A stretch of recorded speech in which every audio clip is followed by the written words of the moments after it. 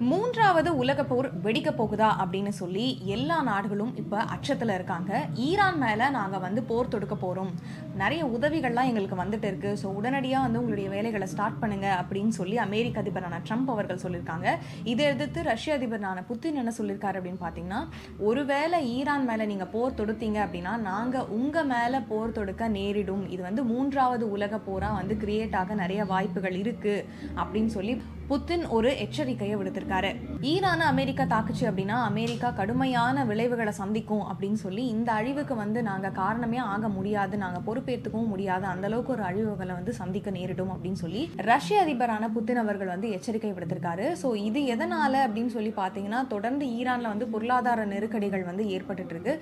இதுக்குள்ளேயே போரானது தொடர்ந்து நடைபெற்று வருது. இதுல ஈரான் மேல போர் தொடுக்கணும் அப்படின்னு சொல்லிட்டு அமெரிக்க அதிபர் ட்ரம்ப் ஒரு பக்கம் சொல்லிட்டு இருக்காரு. ஒருவேளை இந்த போர் தொடங்குச்சு அப்படின்னா மத்திய கிழக்கு பிராந்தியம் ஃபுல்லாவே இது பாதிப்பை ஏற்படுத்தும் அப்படின்னு சொல்லி கத்தார் ரொம்ப பயந்துட்டு இருக்காங்க அப்படின்னு சொல்லப்பட்டிருக்கு.